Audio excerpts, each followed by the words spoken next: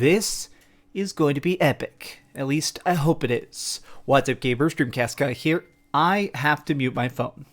What's up, gamers? DreamcastGuy here, and today we're talking about this mysterious PlayStation 5 showcase that was just announced yesterday. A bunch of y'all have been asking me to do some predictions, and to be honest, I have some thoughts as to what will definitely be here, and some stuff that is not showing up, even though you guys want to see more glances at it. Now, as you can see here, this was just retweeted by Shuhei Yoshida, the head of PlayStation Indies, and I think that this is a hint that we're probably going to see some tinier games mixed in with some big stuff. I want to start off by tempering your expectations. I have a feeling that about 50% of this is going to be them talking about older games, showing games that are about to be released, just more gameplay from stuff that we've seen before, but I think a lot of this is basically going to be the PlayStation victory lap. We're coming up at the end of year one of the PlayStation 5, and typically Sony, if they're doing a reveal this late in the year, normally it's just them talking about what they've already done correctly. But there is a lot of room for big surprises. So this is the PlayStation blog, and I was going through it. Specifically, they say, hey, thanks so much for being patient. We actually want to show you some stuff that we've been working on. If you look here, it says they're doing a 40-minute presentation that includes updates from PlayStation Studios and some of the industry's most imaginative developers. But here's what kind of caught my eye. They specifically say that there's not going to be any VR stuff or no reveal of the next generation of VR. This is specifically going to be a PlayStation 5 showcase. And this already, I feel like, is starting to give us the biggest hint as to what's probably going to show up. But first, let's kind of crush some dreams. There's been a bunch of rumors and talk about the fact that they might reveal some sort of new Crash Bandicoot, because technically this event is happening on Crash Bandicoot's birthday. I don't think Crash is showing up. Additionally, if you're hoping to see more of Death Stranding Director's Cut, that's not happening, because now they've showed us that the reveal trailer for Death Stranding Director's Cut, the final one, is going to be the day before this big event. So Death Stranding also not going to be at the big event. Now, additionally, the final thing is there have been a ton of rumors and leaks and stuff talking about a Sly Cooper new game.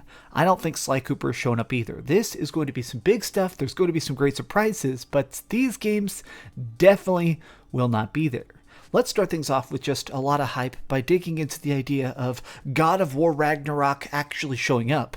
Now, some people seem to be a bit confused as to why there is just such raw excitement for the next God of War game, and I think part of it comes down to the fact that Cory Balrog, the director of the game, has been just talking in interviews about how ambitious that project was, how hard it was to make it so the axe feels good to swing, how nice it is to smash monsters to bits, but additionally, the director of the game talked about the fact that they had so many ideas. Like, originally they had a million different plans, different objectives, different gods they wanted to kill, and they narrowed it down to this specific focus. They made it sound like from the very beginning they always planned for this to be like 2 or 3 games, and the fact that the first game was such a freaking banger, it makes us kind of just imagine that God of War Ragnarok is going to be an even bigger, even crazier experience, especially with a name like Ragnarok, the apocalypse of the Vikings.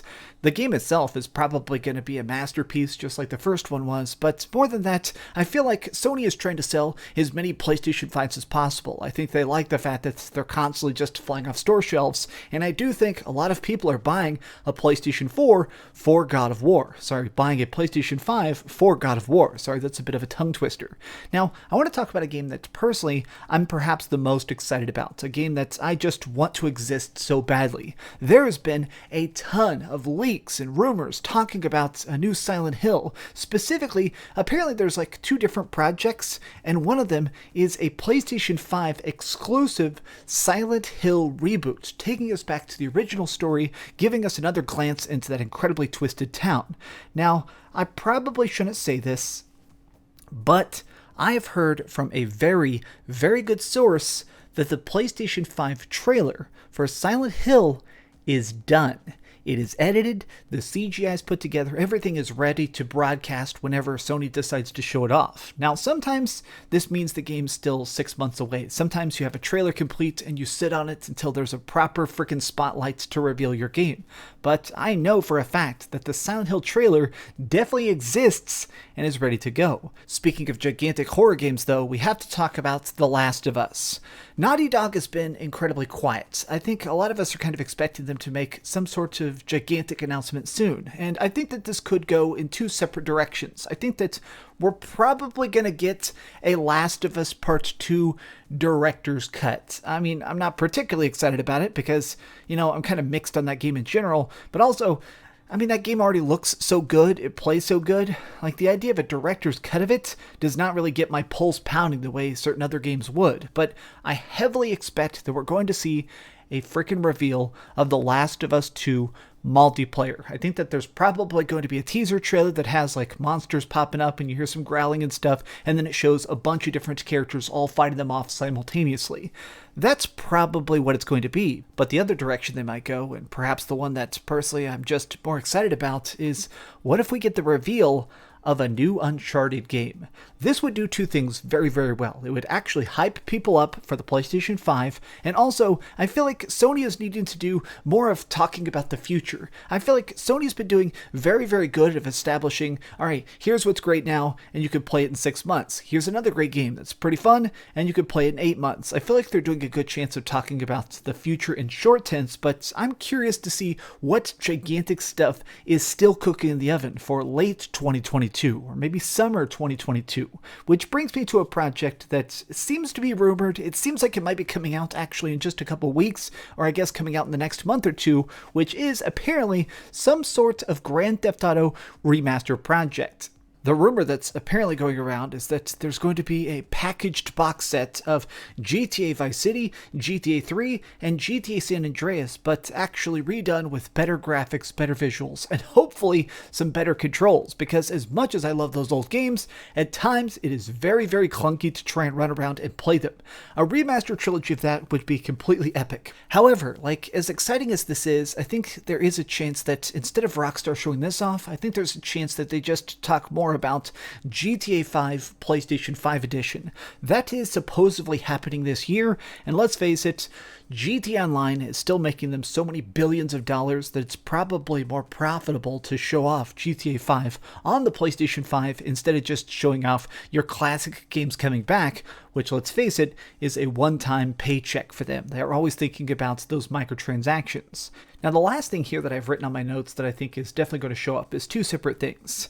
Kena Bridge of Spirits is coming out in just a couple weeks. This indie game is incredibly cute. I like the Disney aesthetic to it. The closer we get to release, the more excited I am. And the fact that Shuhei Yoshida himself actually retweeted this announcement makes me think that this is currently their biggest, most high-profile indie PlayStation 5 experience. So it's making me think that this is definitely going to be there to get some last-minute hype before it actually releases here in just a couple days. Now, the final game is one I personally hope is going to show up, but I kinda doubt, which is another teaser trailer for Final Fantasy XVI. Square Enix has been so silent, and additionally, Square Enix is doing this special showcase themselves here coming up at the beginning of October at Tokyo Game Show. So since they're doing their own showcase, it'd be a little bit weird for them to show off Final Fantasy XVI here.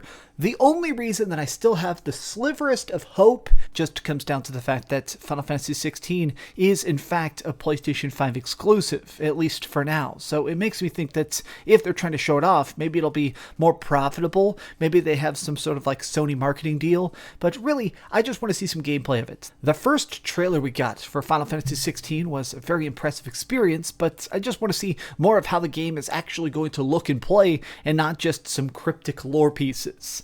But these have just been some off-the-cuff thoughts, some impressions as to how this event may go down. What do you think? Have you had a chance to actually look at this announcement? Are you excited for it? Do me a gigantic favor. I did a big video today talking about the crazy controversy going around Horizon Forbidden West. That video is actually kind of exploding right now, but if you haven't watched it, go click it. It'll be at the end of this video. You guys rock. Much love. Do me the biggest favor of all, and keep dreaming.